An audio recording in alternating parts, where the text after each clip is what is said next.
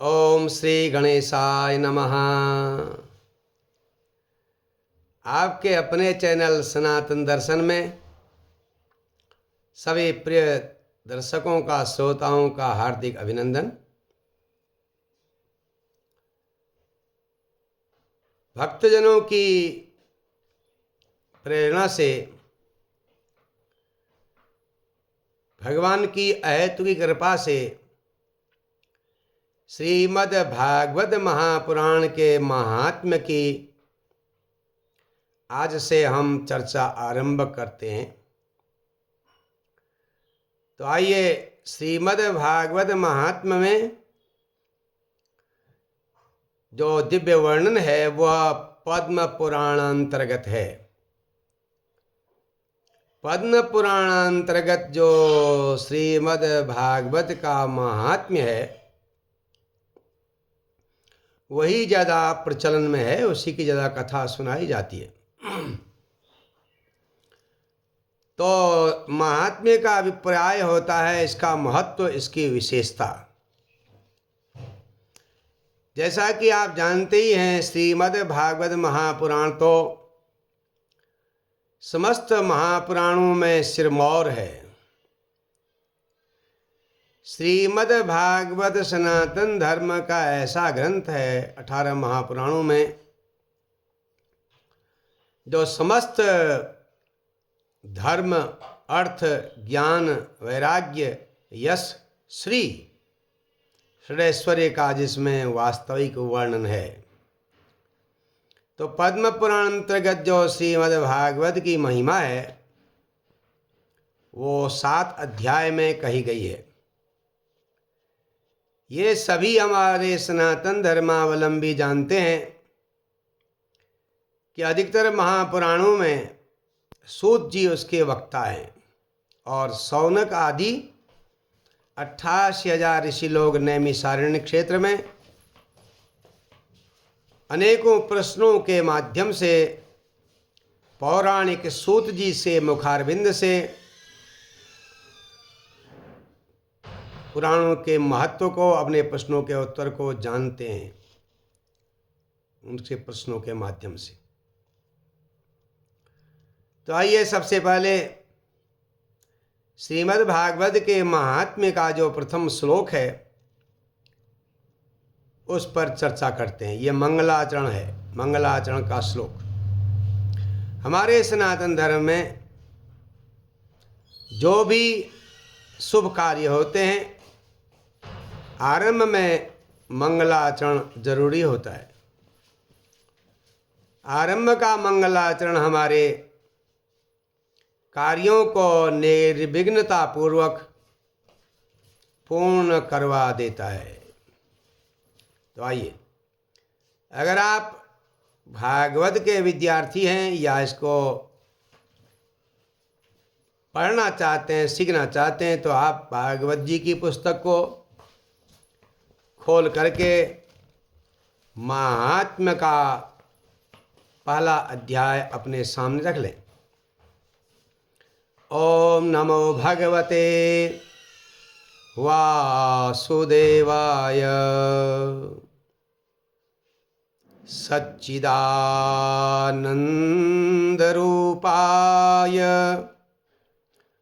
विश्वोत्पत्त्यादिहेतवे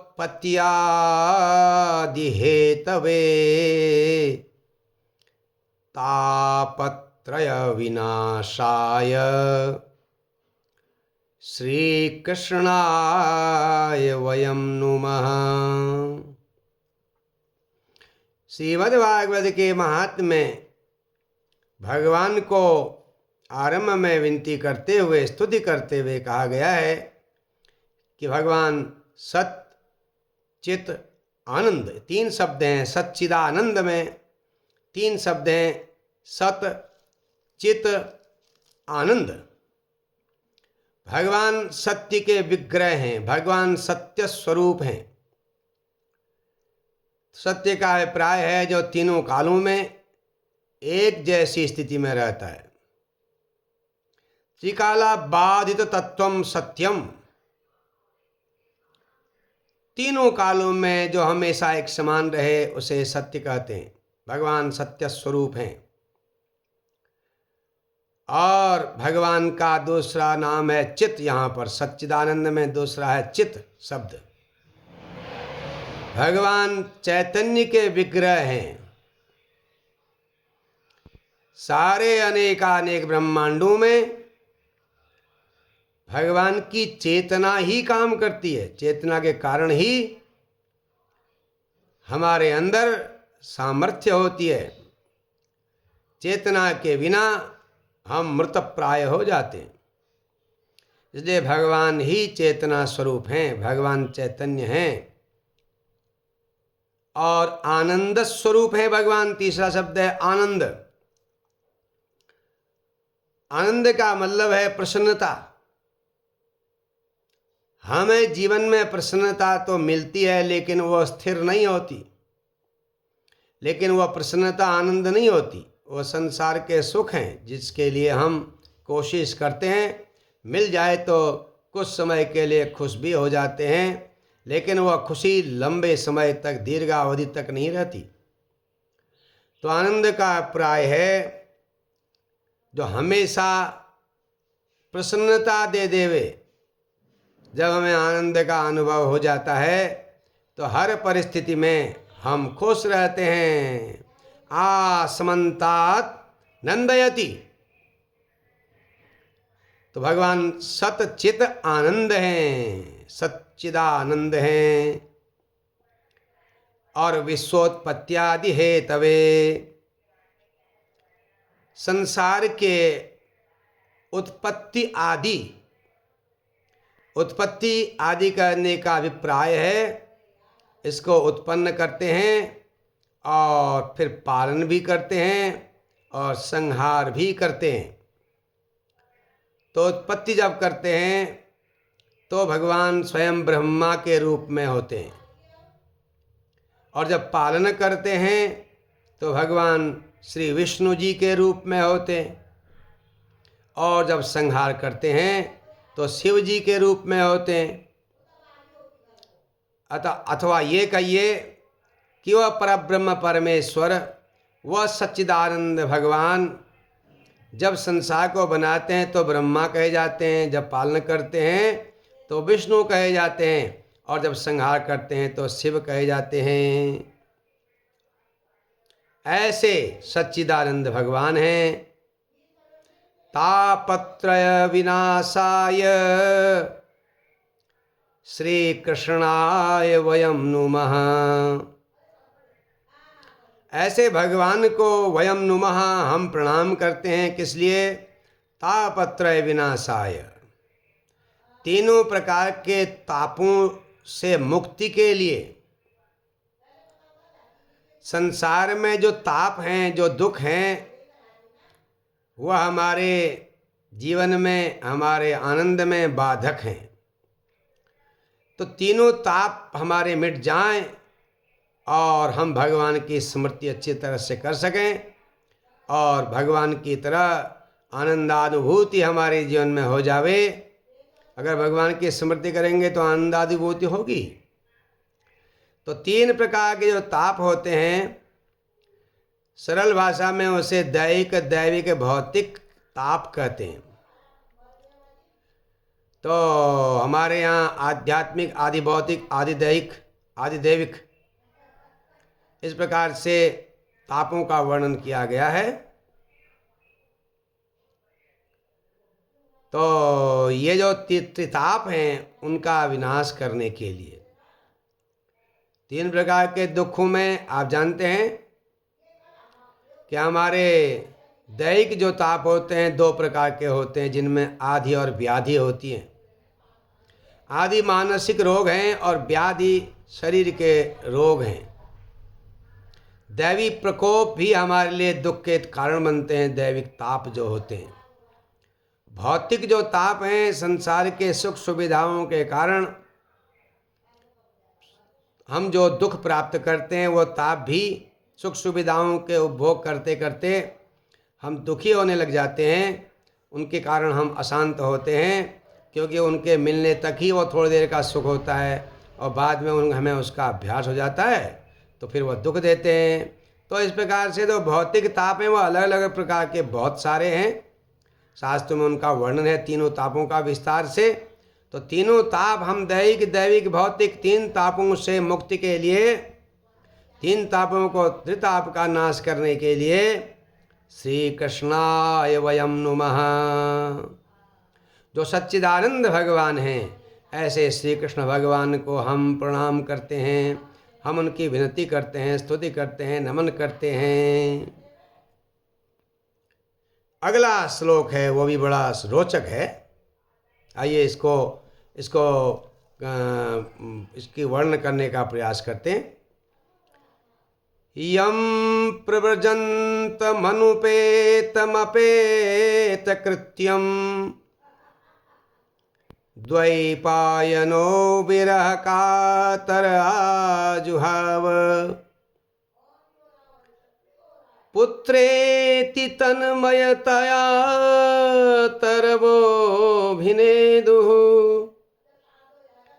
तं सर्वभूत हृदयं मुनिमानतोस्मि। देखिए, सुखदेव जी का जब इस संसार में प्राकट्य हुआ और पैदा होते ही सुखदेव जी जो थे वह सन्यास के लिए दौड़ पड़े, चले गए।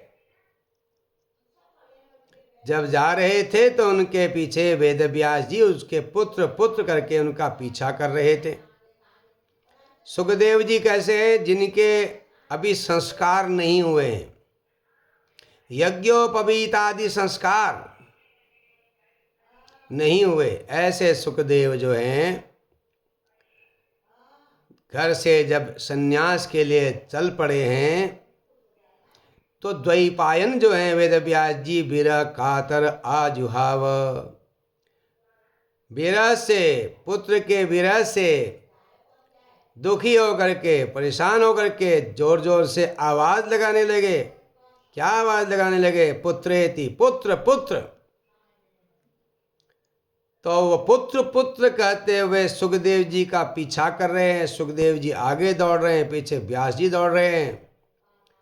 तो ऐसे सुखदेव जी को देखकर तरवो अभिनेदु, वन में, वन के जो वृक्ष हैं तरु, उन्होंने तरवाह, उन्होंने सुखदेव जी को अभिनेदु माने अभिनंदन किया, प्रणाम किया। अथवा तरव अभिनेदु, वृक्षों ने व्यास जी को उत्तर दिया सुखदेव जी की जगह पर। कहने का अभिप्राय यह है, सुखदेव जी ऐसे ज्ञान स्वरूप हैं जो वृक्षों में भी वृक्षों के रूप में विराजमान हैं, वहीं से उत्तर दे रहे हैं। ऐसे तम सर्वभूत हृदयम, वो जो सुखदेव जी हैं समस्त प्राणियों के हृदय में विराजमान हैं। कहने का अभिप्राय जड़ स्थावर जंगम सब जगह वह ज्ञान स्वरूप सुखदेव विराजमान हैं। ऐसे मुनिम आनतोस्मि, मुनि जी को मैं प्रणाम करता हूँ, सुखदेव जी को प्रणाम करता हूँ। तो सज्जनों, इस प्रकार से पद्म पुराणांतर्गत श्रीमद् भागवत का जो महात्म्य का मंगलाचरण से आरंभ होता है। नैमिषारण्य में शौनक आदि ऋषि लोग यज्ञ करते हैं। यज्ञ में सम्मेलन होता है, दान होता है, देव पूजन भी होता है। तो प्रातःकाल वो जो है हवन आदि करके अपना नित्य कर्म संध्या वंदन हवन आदि करके, उसके बाद अपराह्न में सूत जी के श्रीमुख से पुराणों की कथा श्रवण करते हैं। उनके यज्ञ दीर्घकालिक यज्ञ होते हैं, हजारों वर्षों तक चलने वाले यज्ञ, 1000 वर्ष तक चलने वाले यज्ञ हैं। तो उन यज्ञों में सभी पुराणों के बारे में शौनक आदि ऋषि लोग सूत जी से प्रश्न करके जानना चाहते हैं।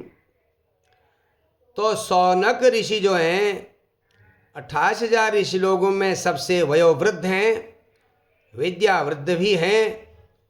तो शौनक ऋषि सूत जी से प्रश्न करते हैं कि सूत जी, अज्ञान रूपी अंधकार को नष्ट करने के लिए हमारे कानों के लिए जो रसायन है, ऐसे कथा का सार सुनाइए। भक्ति ज्ञान और वैराग्य को बढ़ाने वाली चर्चा कीजिए। वैष्णव लोग जो हैं वह माया मोह को निराश कर देते हैं। वह कैसे करते हैं महाराज, ये बताइए प्रभु। कलिकाल का ऐसा प्रभाव है कि मनुष्य में आसुरी वृत्ति बढ़ गई है। अब संसार के लोग इससे पीड़ित हैं। कृपा करके हमें बताइए भगवान कृष्ण कैसे प्रसन्न होते हैं। कल्याणकारक बात हम आपके मुखारविंद से सुनना चाहते हैं, चाहे वह इस संसार के सुख हों अथवा वह स्वर्ग के सुख हों। वो जो है क्षणिक सुख ही देते हैं, कुछ समय के लिए ही सुख देने वाले होते हैं। तो प्रभु, आप हमारे ऐसे गुरु हैं, ऐसे पौराणिक हैं, आप प्रसन्न हो जाएं तो हमें जो है योगियों के लिए जो स्थान दुर्लभ होता है वह प्राप्त हो सकता है। सूत जी ने शौनकादि ऋषि लोगों को उनके प्रश्नों का उत्तर दिया। उन्होंने कहा, देखो भाई, संसार में भक्ति को बढ़ाने वाली बात, ज्ञान और वैराग्य को देने वाली बात श्रेयस्कर होती है। आप ध्यान से श्रवण करिए। संसार के समस्त प्राणी काल के मुख में हैं।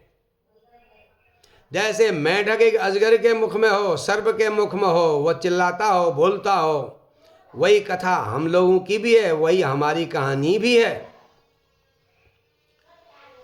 संसार के समस्त प्राणी काल के गाल में जा रहे हैं।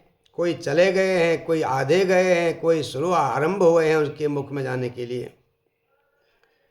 उससे बचने के लिए श्रीमद् भागवतम शास्त्रम कलौ कीरेण भाषितम, उससे बचने का एक ही उपाय है ऋषि लोगों, वह है श्रीमद् भागवत कथा, श्रीमद् भागवत शास्त्र।